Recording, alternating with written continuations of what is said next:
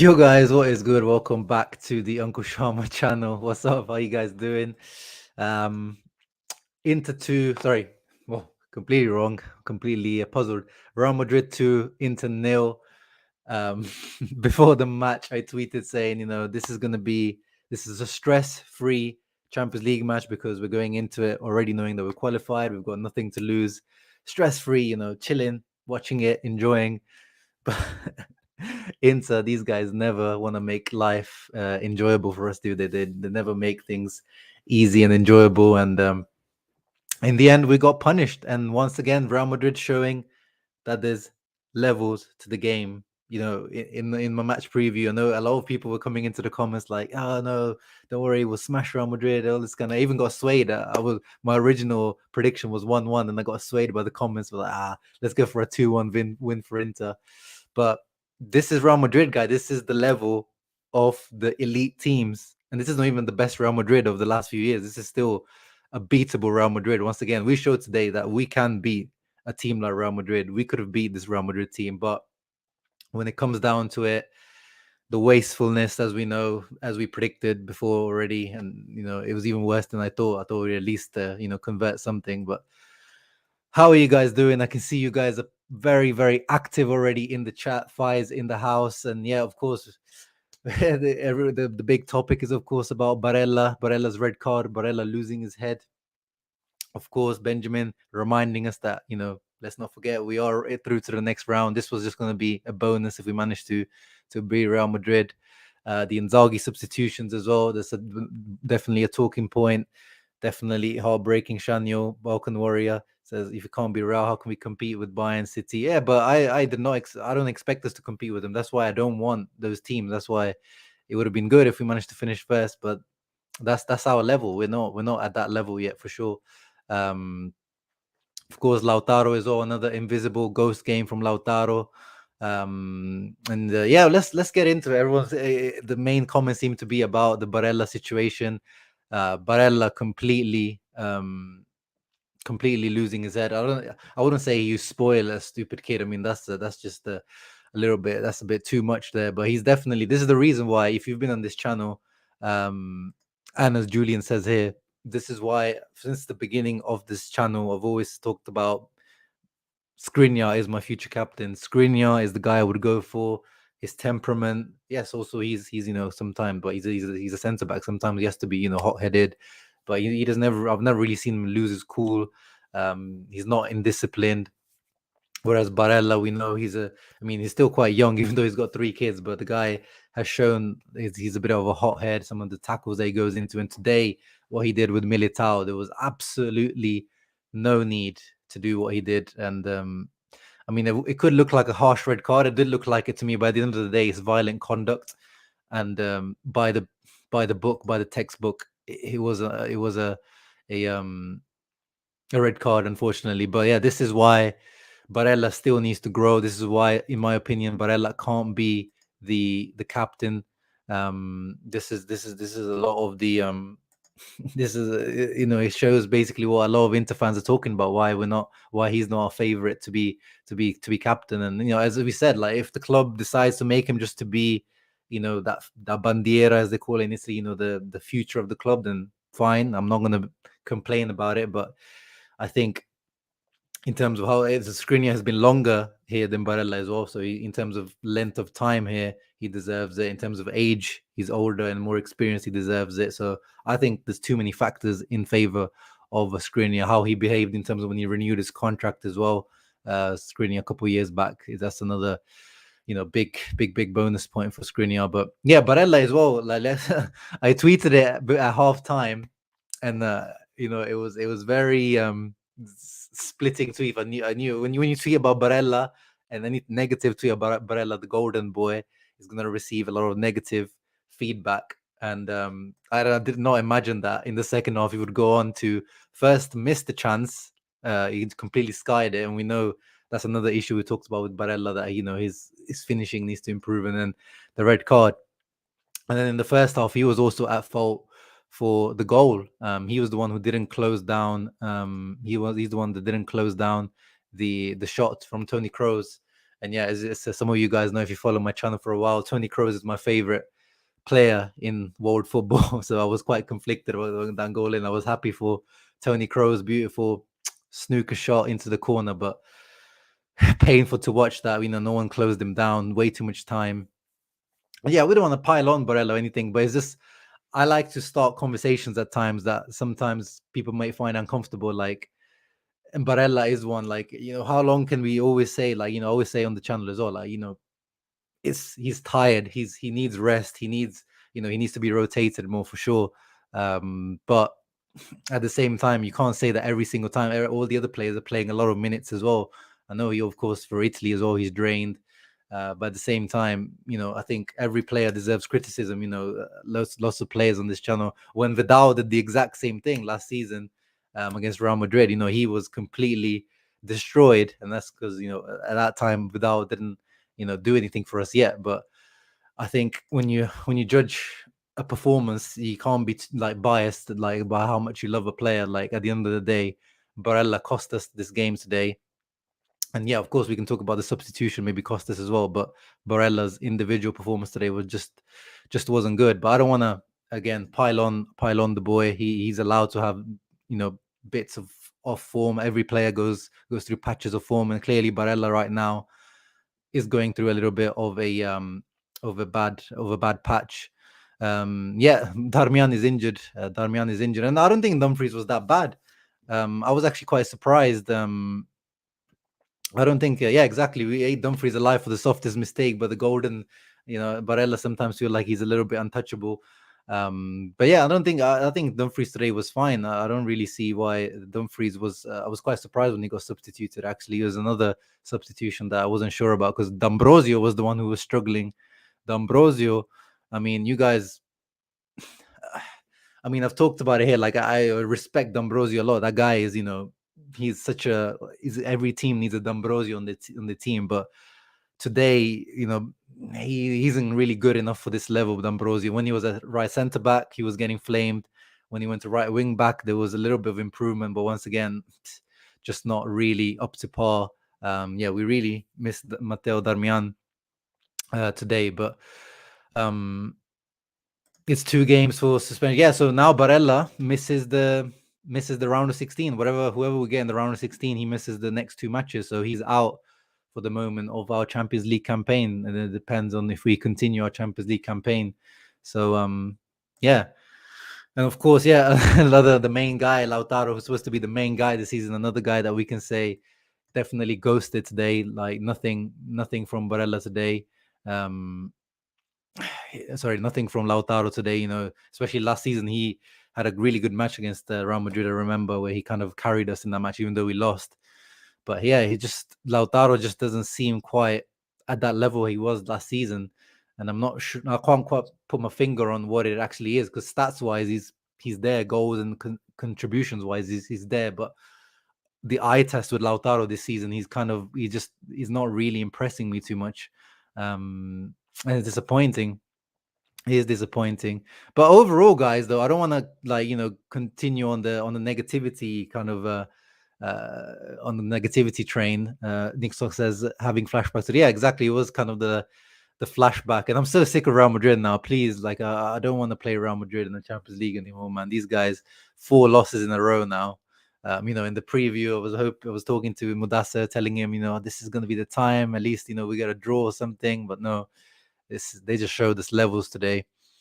Um, yeah, it's fine telling him, but then it's also about being able to control the ball when Gagliardini has to control the ball back to goal. Today, guys, when Vecino and Gagliardini were on today at the same time, and we were trying to play the ball out of the back, and I just got a flashback. I was like, how the hell did Spalletti play a 2-man pivot with these two? He played a 2-man pivot for like almost 2 seasons with Vecino and Gagliardini.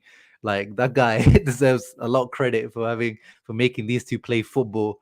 And we used to play out from the back as well back in those days. And like Spalletti deserves credit for making us, being able to get away with a double pivot of Vecino and Gagliardini, because we saw today, like when those 2 guys came on, it was just absolute chaos trying to play out from the back.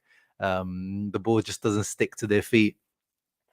Inzaghi, yeah, I agree, Maninom. The substitutes today, the game management wasn't that good, but I think in the end, like, I mean, Gagliardini at the end, that was after the red card, and he's just trying to rest Lautaro. He's just trying to pack the midfield, which it makes sense. The Gagliardini one made sense. Then the Vecino Vidal, it was more about he took Hakan off, where I thought, and Brozovic. I don't know, Brozovic was probably the best player on the pitch.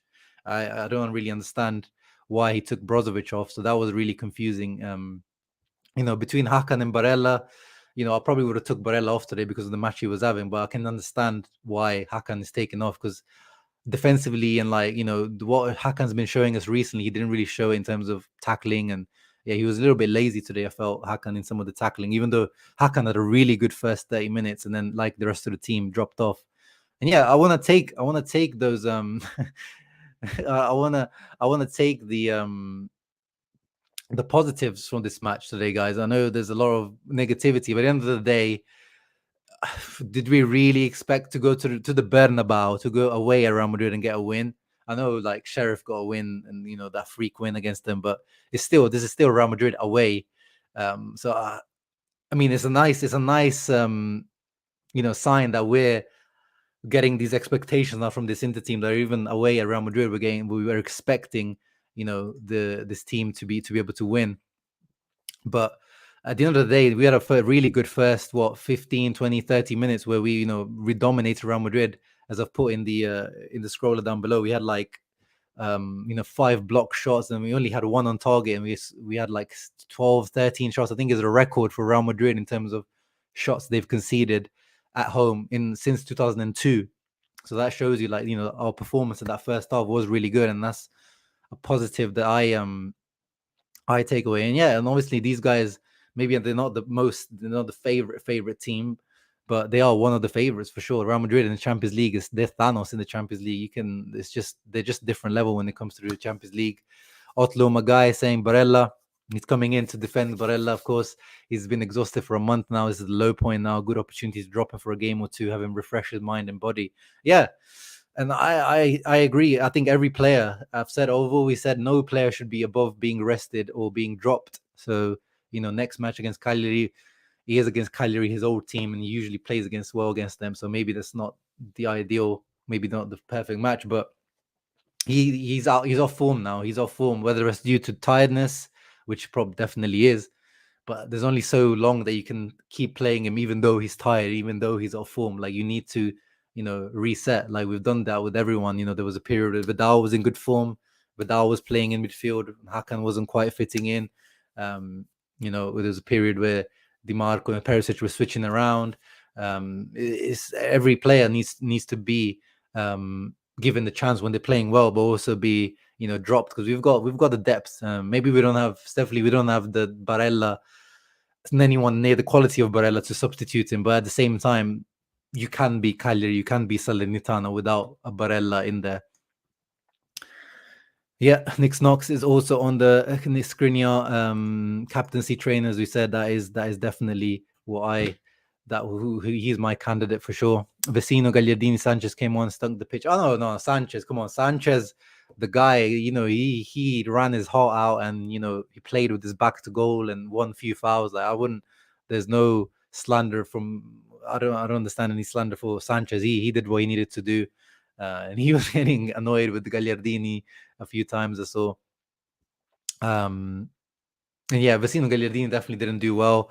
But yeah, at the end of the day, when you're down to 10 men, like, what are you really expecting from Vecino Gagliardini? Vidal was definitely probably the best substitute when he came on. I think Vidal was probably the best substitute. Him and Sanchez, I think, were the best substitutes. Yeah, definitely poor substitutes from Inzaghi. But again, like, it's probably the people that he took off, but that he got wrong. But at the end of the day, we will still look good until Barella got sent off. We looked okay, but what can you do after that? Like, that shot us in the foot. And yeah, Militao, man. Militao was definitely asking for it, the way he pushed Barella into the board. Yeah, I'm surprised we didn't see Sensi. I think Sensi is the guy I would bring on in these types of matches where you need a bit more, technical ability, You need to raise the technical ability of the team. Yeah, Barella think he's 24, but yeah, I guess that's an Italian thing as well. Of like, players are in Italy are like young until they're about 28, but it is what it is. You hate Tony Kroos. I mean, I don't know. I don't know. He doesn't strike me as particularly as a bad character either. Yeah, Sanchez and Vidal, as I said, they definitely showed the class above the rest of the substitutes. They show you why these guys have played at this level compared to the other guys. Yeah, and D'Ambrosio, he's just lost his legs. I mean, this is not even this season. I remember last season, the Milan derby, the one we lost 2-1. He was getting flamed by Rafael Leao. And this wasn't the Rafael Leao from this season. This was Rafael from last season, where he was quite inconsistent. So D'Ambrosio has been, yeah, he's definitely still a very useful player to have on the team, but on these nights, on these big matches, he's definitely not good enough. And yeah, the panic whenever Vinicius Junior had the ball was hilarious, wasn't it? Like every time Vinicius Junior had the ball, it was like that. What's that? The Krusty the Crab? No, what's his name? Mr. Krabs meme where he's like the world is shaking around it, where it's like, yo, Vinicius has the ball. And his dive almost won them a penalty. I was worried about that when he dived in the box, but luckily the referee actually saw it for what it was, which was a dive. Yeah, I think Sanchez, now that he's once again back fit, I think he definitely deserves, or he needs to be once again being pushed ahead of other players in terms of being a potential starter as well. You just see his quality. Yeah, I think that's a good point there, Julian. Like with Lautaro, is a lot. One thing was always that he'd win the 50-50s and those, yeah, as you said, the contrasti, like the duels. He doesn't seem to win those duels anymore. Like before, he used to have this kind of. He still has that grinta, but it doesn't seem to be the same bite that he had at the beginning. Like this guy used to, literally eat the pitch, eat the opposition players. Like there's something. He's not quite the same Lautaro that I remember falling in love with. Yeah, Lautaro, we talked about he's streaky, but then he's supposed to. So he had the streak at that match of like 6-7 matches without scoring, and then now he had the 3 matches going in a row. So this should be his good streak right now. So he should be right now on that good streak because he's had a few good matches now as well, scoring. So really and truly, this should be his good streak. Barella, yeah, I mean, he got his rest the last match, didn't he, in the Serie A? So we thought that no, sorry, the match before against was it against Venezia that he got the rest. So maybe, but he definitely deserves to be dropped now, I think, for a little bit, just to give him some time to actually rest properly. Yeah. Yeah, as I said, Hakan was actually quite good. If you missed the first 25 minutes, if you tune back in, him and Brozovic were really controlling that midfield. Real Madrid looked like the away teams in the first 25, 30 minutes. So that's why I do want to take away the positives, guy. I know the way that match ended is not really giving us much positive to take away. But, the way Hakan was continuing his form, Brozovic was continuing his form. And yeah, Brozovic was really pissed at the end when he got substituted, quite rightly, because I did not understand why he was substituted. Yeah, Militao was definitely a beast. At the same time, we can criticize Lautaro and Dzeko. Dzeko was, he had some chances here and there with headers. The headers, guys, today. Like, we won so many corners today. In the first half as well. Every corner we won the header, but it just didn't go on top. We were so wasteful. Like, it's almost a penalty these days with the Hakan or Di Marco taking the set pieces, but we didn't take advantage. Like Mudasse pointed out in the preview that they are weak in set pieces, and they showed it. Like we won almost every single set piece in the air, and they just didn't take the chances, and that was disappointing. Like, even Skriniar last 15 minutes or something, he had that corner, the header from a corner as well, straight at Courtois. And in the league, we've been scoring with the highest scoring team with headers, and today we just couldn't even score. I don't know what happens to us in these Champions League nights. There's things that we do completely fine in the league just doesn't work out. At least Rodrigo didn't score this time. Yeah, that's true, Nicola. And your boy Luka Jovic didn't score. He got close a couple of times, but he didn't quite score. Yeah, he really. I've said this in the past, but he really reminds me of Lautaro. Like his stature, the way, like his body build. and the way he plays as well really reminds me of Lautaro. So that's why when we were rumored to sell Lautaro, he was kind of one of the guys that I said we would go for. But he really looks like he needs recovering, like his career needs rescuing.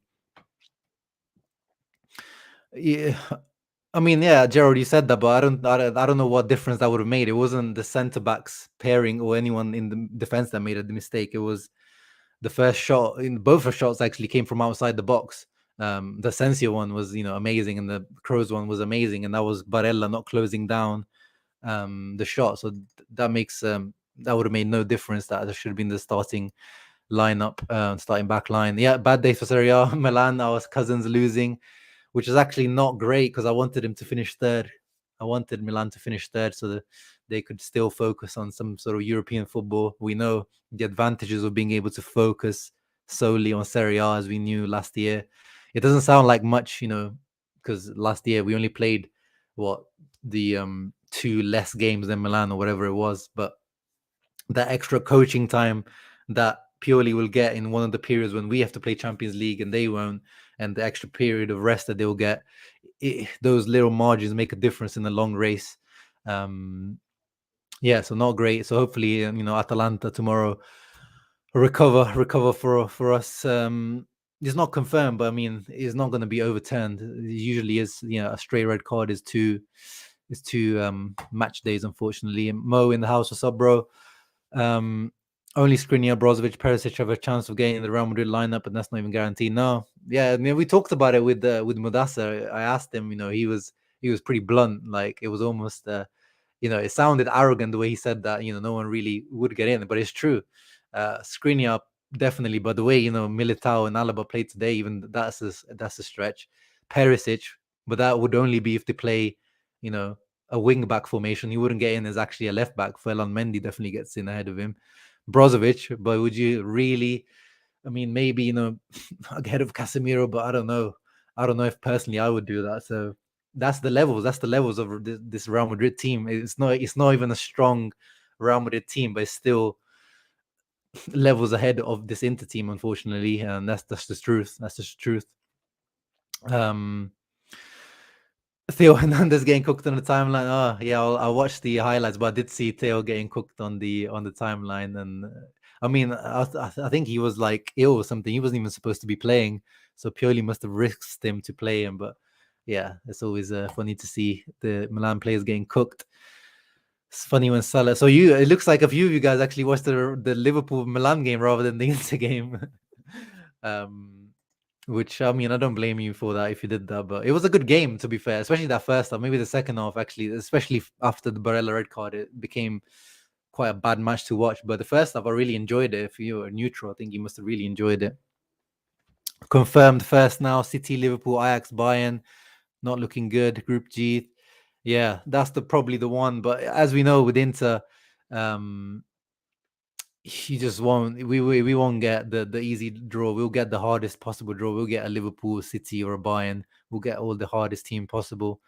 Yeah, no, let's not forget we have some injury issues as well. We got Nokia. We got I'm gonna ignore the caller of there. Got Darmian out. We got Correa out. So we didn't have the the starting back line as well. I know they had Benzema out, but still, when you're Inter, you do need everything you can possibly get against the Real Madrid. Yeah, exactly. But with Sensi, there's always that risk. We always talk about it, but what 10 15 minutes, that's what he usually gets these days. So I thought he would have got those 10 15 minutes. Yeah, exactly. I wanted Milan to get third place for sure. For sure, that would have been very important to get Milan in the third, but now they can just focus on the Scudetto. Yeah, I would still say we're favorites for the Scudetto, but it's those little margins that make a difference, guys. I know at the end, like when you look at the table at the end of the season, you're like, you're 9 points clear of Milan. What were we, like 9-10 points clear? Does that really make a difference? But it's like those little margins at that point where Inter gained the momentum and then took them to the end. It does make a difference to the end of the season. It might not sound like 2 extra games, but those 2 extra games, that mental, there's also mental fatigue that people forget about from playing Champions League knockout games. Is like, it's not just playing Coppa Italia games where you've rotated. This is playing your starting 11 once again, and trying your best and running your heart out in 2 games. It does make a difference by the end of the season. Odds are not in our favor for the draw. Yeah, exactly, bro. It's just how it is. It's just how it is. I've given up on Inter in the Champions League in terms of getting good draws. This was our best draw this season in terms of the group that we got, and it still was pretty. It wasn't a walk in the park. Yeah, I might watch that. I might watch that as well. For some therapy after this. Need an Inter legend like Crespo or 9 to pull out that warm ball. Yeah. Hopefully they call up, Figo, one of those guys. But I'm pretty sure Figo did the draw one time and we didn't get it. So it's like it doesn't matter with us. It's just we're just cursed in this competition in terms of the draw.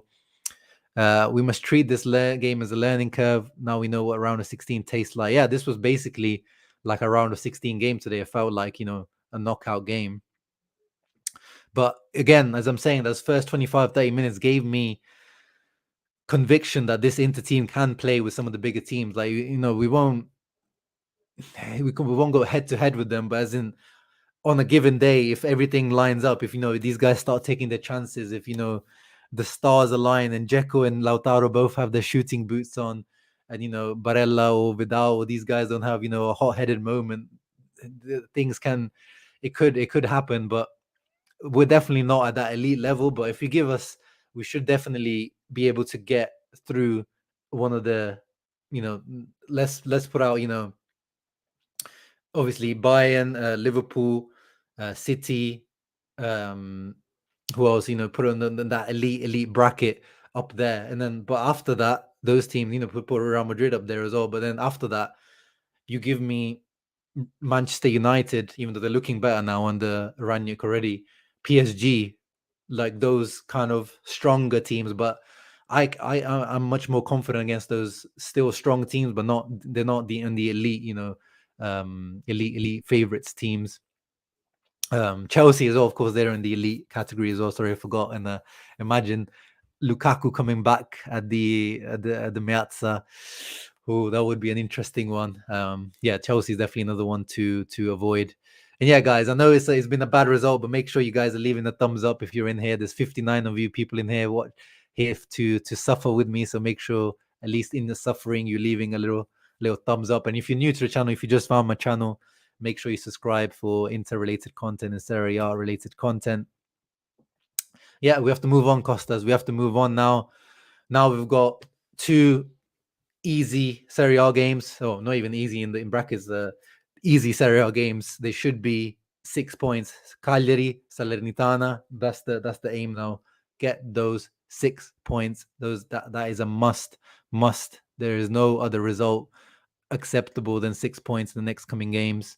And it doesn't matter really who starts, as you said. Like even if Barella starts or doesn't start, you should be able to beat Cagliari with Gagliardini, with Satriano. I don't care who plays. You have to be able to beat Cagliari and Salernitana because those two are 2 of the worst teams. Salernitana is the worst team in Serie A, and Cagliari are not far off. Who get Nicola? I don't know. I thought we were gonna get revenge this time around, but 4 L's in a row. That's too much, man. I don't want to see these guys in Champions League for a while. Give us a break. I'm happy to go back to Barcelona now. I was sick of seeing Barcelona in the Champions League. Now, give me Barcelona, or maybe just Alexi. Don't give me any of these Spanish teams. I'm just sick of these Spanish teams now. Give me some English team. Give me some German team. Give me some French team. Like I'm sick of these Spanish teams now. With Sevilla as well. Like these Spanish teams have just been bogey teams recently. So, yeah. Good point for you, Trendrix. 3 months in, and there's still zero chemistry between Toro and Dzeko. And I was expecting to see improvements by now, and there hasn't really. And as I'll always say, like if it's a final today, who are the 2 strikers that I'm starting? It's Lautaro and Dzeko. If you ask me who our best strikers are, Lautaro and Dzeko, but they are not our best partnership. They just haven't shown to me that they're the best partnership. They haven't shown any chemistry. Today, there was just no link-up play between them at all. Not even like a 1-2 or anything. Like they just seem to have zero understanding of what the other person wants to do. I don't want to compare it to the Lukaku Lautaro partnership, but what else do we have to compare? But it's just not there. Like there's just no understanding between them two, and that's why the Correa lost. Like if you watch Correa closely, like you think that he's not really playing that well, but what he's doing off the ball, the movements that he does, and the help that he provides to the midfield as well, at least that provides a good link between the midfield and the attack. Whereas with Lautaro and Dzeko, there's like, Dzeko drops really deep, but then Lautaro is just kind of isolated and he doesn't do anything. So that's a little bit of a puzzle for Inzaghi to solve. Maybe I think having Sanchez, I think one of Sanchez and Correa maybe is really needed in this team. Like, I don't know if this team can handle having those two strikers up there because they just don't link up. Yeah, easy on our guys. As I said, like we talked about the negatives at the beginning, Barella, the substitutes and everything, not quite there. But at the end of the day, I'm not really too mad at this performance. We have I guess we have. Yeah, I guess you're right. We have a 50% chance, but knowing us, there's probably more like 99% chance. Yeah, I mean, Abu Bakr, I remember your name because you're always pretty negative on Brozovic, even though today I think Brozovic was actually one of the better players. So I disagree with you on there. Yeah, especially 3-5-2 or 3-4-3 is. Yeah, I mean, I don't think it has to do with formation at all. At the end of the day, like we created the chances, and then their chances, their two goals came from outside of the box. They didn't really get in behind us. There was a couple of times they got in behind us, but I've always talked about like those kind of arguments are very simplistic, just the simple numbers that this number doesn't work in Europe. I mean, Chelsea won the Champions League with the with a three at the back formation. Yeah, we talked about the substitutions. They were definitely confusing, man. They were definitely confusing. Yeah, that is one of the talking points that we keep, having in the season. But I think that's always is. Even with Conte, I remember having lots of disagreements in terms of the substitutes at the most of the time. Like it was always like, oh, why are you taking him out this time? Why are you waiting so long? I think with coaches, we'll never really find that sweet spot, being happy with the substitution. Because I was confused with the substitution, but at the end of the day, it seemed like we were doing okay until that red card, and then that red card just killed it, and the Gagliardini coming on as well, like it just killed everything. Yeah, you could say we probably, we don't have like a world beater player who, like, Lukaku last season was that guy who was kind of really dragging the team by the scruff of the neck. But neither do, like, I know like Real Madrid are amazing, but it's like they don't have now, like, the Cristiano, like the back in, they had the BBC back in the day, but it's the whole team in general. We're not as good as Real Madrid. As simple as. It's not just about having one special player. We're just, as a whole team, we're not as good as Real Madrid. Yeah, I agree. I thought, Brozovic was really impressive today. I think if, other teams today watched him, some scouts watched him today, they must be on the phone thinking like, is this guy really going to be a free agent? Because, there must be more teams interested if they watch this game from Brozovic today. Yeah, guys, make sure you leaving the thumbs up. Appreciate that, Nikki GT.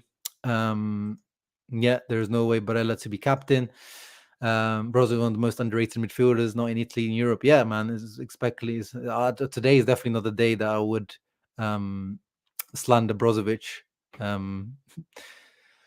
We have no Hakan replacement. Yeah, we don't have really a Barella replacement. Yeah, all of these players have, like, their own unique characteristics. So there's not really a replacement for each one. We don't have a Brozovic replacement. We don't have a Dzeko replacement. It's a lot of our players are quite unique, a lot of them. But I think we've seen that Vidal could definitely do a job there when Hakan, if Hakan isn't there. If only Sensi was actually reliable physically, he would definitely be a great Hakan replacement. I'm disappointed, but not broken. Real are better than us. Here's a favorable draw. Keep your head up, boys. Yeah, exactly, guys. Let's try to end this stream on a positive, positive thinking. Because as I'm keep saying, I know it's disappointing today, guys, but when you look back at it, especially those first 30 minutes, I was impressed by this team. Yeah, I mean, you get exposed defensively, but we were going for the win. Like, of course, our wing backs were high. Dumfries and Perisic were both quite high up, and yeah, we got caught out a few times. But at the same time, there was a few very many times we got in behind Carvajal, we got in behind Ferland Mendy. So it's the same. It's the same thing. When you're playing four at the back as well. But that's Inzaghi's formation. Is he's not going to change. We've signed a guy who played 3-5-2 for like 4 seasons in a row, guys. Um, yeah, I'm annoyed because it's like we've been going through a good phase, and now like all the negativity is kind of coming out all of a sudden. But of course, everyone's allowed to have their own opinions. Yeah, exactly. For me, like these kind of things show that Barella shouldn't be captain. But at the same time, we shouldn't like bash the guy for like completely. This is probably things that he probably needs this to learn and take into his future game. But I agree, he definitely shouldn't be the captain if he's doing things like this. Sorry. Only a third loss of the season. Yeah, that's true. Real Madrid twice and Lazio once. So not too bad, but we're in the round of 16, guys. It's not the end of the world. It's not the end of the world. We're in the round of 16, and yeah, we just gotta hope for once the draw is favorable to us. Yeah, if you missed the match, Tommy, Barella, Militao shoved him in the sideboard. Barella rolling around like a Beyblade on the floor, and then he tried to like punch him in the calf like he was on the floor, but he didn't really connect. But it was kind of like he just swung, and then yeah, like they've been head to head. Him and Militao. Militao got a yellow card. Barella got a red card. And the funny thing is, Vidal was actually the peacemaker. He was trying to be the peacemaker in this whole situation, which is so funny when you know the history of Vidal, especially against Real Madrid when he was at Bayern Munich, Barcelona, at Inter, and him being a hothead in general. So it was funny seeing Vidal being the peacemaker and Barella being the one, in the middle of it all. But it was a deserved red card for sure. Yeah, actually, let's end it on who was the MVP for me. I mean, until Brozovic got substituted, it was Brozovic, but I would give it to Perisic. Bastoni was really good as well. Skriniar was good as well. Yeah, I would give it to Perisic. He was just like non-stop down that wing. Like he was always asking for the ball. He was always like, "Come on, guys, I'm free on this side." Carvajal was giving him space. He made a few good crosses as well. Defensively, he was okay as well. Like I think I would give it to Perisic. Perisic was my MVP, man of the match for me. Yeah, I like the Sanchez Lautaro partnership. I liked it last season, even when we rotated with when Lukaku wouldn't play. Sometimes the Sanchez Lautaro, I did like that formation, that partnership. But I also want to see Sanchez and Dzeko. That's the partnership I want to see that we haven't really got to see yet. I think Sanchez, Dzeko. As I said, I want to see all the partnerships. So we've seen Lautaro and Correa now. That is decent. We've seen Correa and Dzeko. We've seen Lautaro and Dzeko, of course, but we haven't really seen Dzeko and Sanchez. So that's one partnership I would like to see from the beginning, if possible. Mohammed says he's okay with losing, but not in these circumstances. Yeah, it was painful the way we lost, definitely. But at the end of the day, as I said, it's Real Madrid at the Bernabeu. I can't be too. I'm not feeling too dejected by this. Yeah, I mean, yeah. Well, now, as you said, it would be perfect to come if you can in January, get some adaptation. But it's yeah, it looks like he's back in the team now. So I don't think they're gonna let him go. But yeah, I wouldn't mind Ajax in the next round. I know Ajax are a tricky team, but he's definitely one of the teams I would prefer than one of the elite teams for sure. And yeah, we've achieved our goal, man. We've achieved our goal. We've got that extra money, from the Champions League. So that's all good. We can spend some money on the Moncler. Maybe Steven Zhang coming up with his Moncler drip now in the next time you see him. Yeah, Nerazzurri Enel agrees with me. Perisic, man of the match. Yeah, that's all we want. We don't want like an embarrassing kind of exit from the Champions League. We gotta maintain our reputation. We gotta maintain some respect, man. You can tell me I'm biased, but still, when this Inter will start converting chances, yeah, I mean, but that's a massive if though. That's the issue, guys. Like it's fine saying all this stuff, but it's a massive if. That's the difference between being a top team and being a good team. So I that's what I was saying. I would take my chances. Like if we do get one of the big teams, I'm still not going to be like, oh no, we're going to lose 4-0, 5-0. But there's still we're not reached that extra level. Like even under Conte, I'm sure we would have been okay in the Champions League this year. But even with Lukaku, even with Hakimi, I think we're still a slight notch below some of the elite teams. Perisic man of the match, yeah. Bastoni MVP. Perisic, yeah. I think at the end there was that this little confusion between him and Danovic, which was weird. Yeah, Bastoni could get it as well. Bastoni was good. Yeah, we've got time until February for the round of 16, so we've got time for sure. We've got time to find the right Barella replacement for that match as well. So Inzaghi, I think, he needs to use this time to find who is the ideal guy to come in for Barella. And maybe we do need to go for, Hernandez or a Fratesi or someone in January, if possible, or on some sort of loan, if it's possible. Yeah, I mean, but if you know Moncler, those are the normal Actually, that's actually a cheaper price than usual Moncler. So actually, they've kind of priced it down, I think, with this Inter collab. But yeah, the prices are mad. I'm definitely not. You won't be seeing me with no Moncler drip on here for sure. Yeah, exactly. It's funny how the expectations have changed, but I think it was quite mixed on this channel. There was people that were still pretty confident about the season, but yeah, now the expectations have changed. I think Inzaghi's team has given us some hope going forward. But yeah, guys, that's pretty much all I had to say. I actually wasn't looking to stay on for more than 30 minutes, but as usual, you guys, your comments are very good and they keep me engaged and they keep everyone engaged. So thank you for tuning in. Yeah, Tommy, I've been concerned about Barella for a little while now, probably like, more than a month really since the previous international break. So maybe hopefully Inzaghi sees this as kind of like a cry for help, maybe from Barella, like, maybe just needs to be for the sake of the team, for himself as well, for his longevity. His longevity as well, that he needs a bit of a rest. So hopefully he gets that. The Moncler Palm Angels was more expensive. Oh yeah, well, Nick, you're a connoisseur on these things, so I'm gonna trust you on that. But yeah, this is definitely a cheaper of the Moncler collab that you're gonna see. Yeah, I'm very happy, man. This is finally, I'm gonna actually buy a Champions League patch to put on this kit. You can order them online. So you're going to see by February, I should have that patch on here so we can rep it proudly. But yeah, guys, thank you very much for tuning in today. Make sure you guys are leaving a thumbs up and you're subscribing if you're new to the channel. Forza Inter always, guys. Forza Inter. It's not the end of the world. We're in the round of 16. Next up, Cagliari. Match preview coming soon. Ciao, ragazzi. Forza Inter. And Campioni d'Italia. Don't forget.